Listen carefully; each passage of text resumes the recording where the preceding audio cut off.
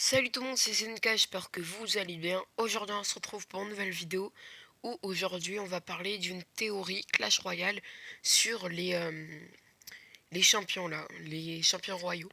Mais avant tout n'hésitez pas à vous abonner et à liker si c'est pas fait et c'est bien. Et maintenant on se retrouve pour la vidéo.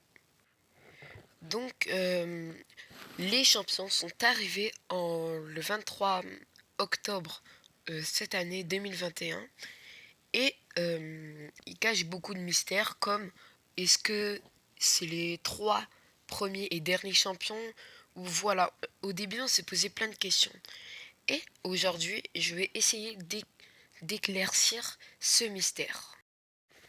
Un jour avant leur apparition, Clash Royale, donc le Clash Royale, le compte de YouTube, ont posté cette vidéo.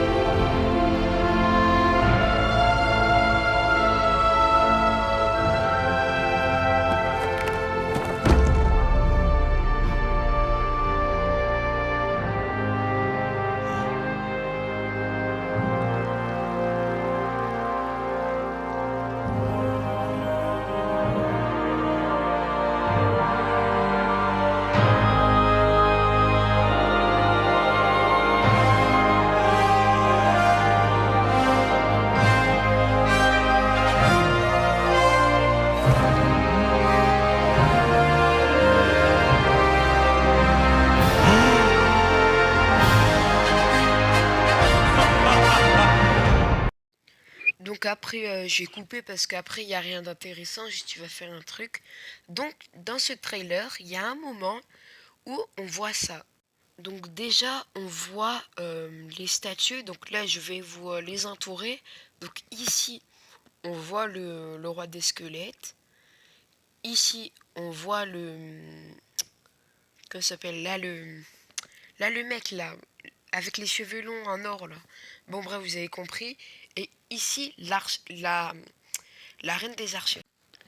Donc, comme vous avez compris, les statues représentent donc les héros parce que on a déjà remarqué trois des héros qu'on connaît. Donc, il y a 8 statues, c'est-à-dire qu'il va y avoir 8 autres champions. Mais c'est pas fini, les gars. Regardez, regardez ce que je vais vous passer.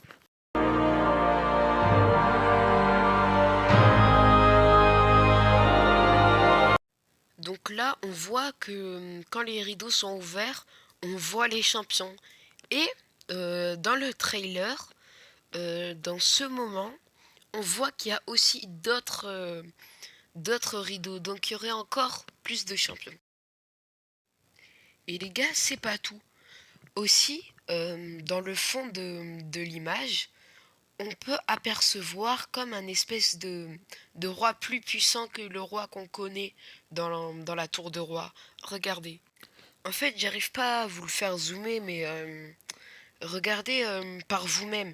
Vous cherchez, vous écrivez The King Disco Rover A Secret. Et en fait, au moment où je vous ai montré avec la salle et tout, eh ben, mettez pause et faites un screenshot. Et le screenshot, vous le zoomez et vous pouvez voir au fond comme une statue en fait. Et en fait, peut-être, enfin pas une statue mais une représentation. Et en fait, peut-être depuis le début, le roi qu'on connaît, c'était peut-être en fait un vassal. Et que, donc un vassal, c'est comme un seigneur en fait. C'est le roi, il donne des territoires aux- à des personnes de confiance.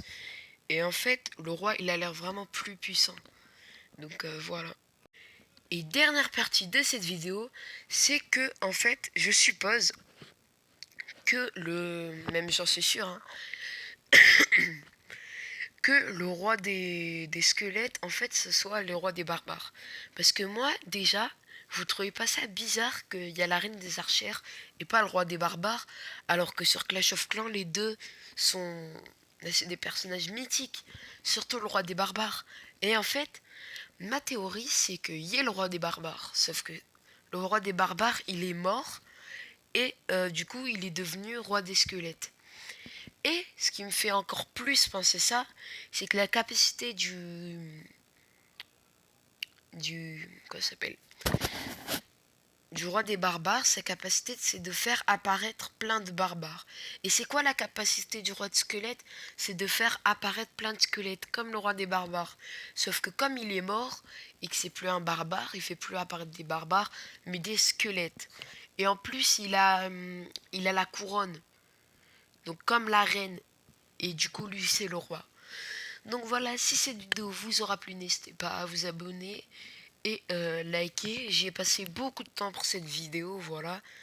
Donc n'hésitez pas à me soutenir. Et sur ce, au revoir. Cross all the ones who heard my cries and watched me weep. I love everything. Fire spreading all around my room. My world's so bright, it's hard to breathe, but that's alright. Hush.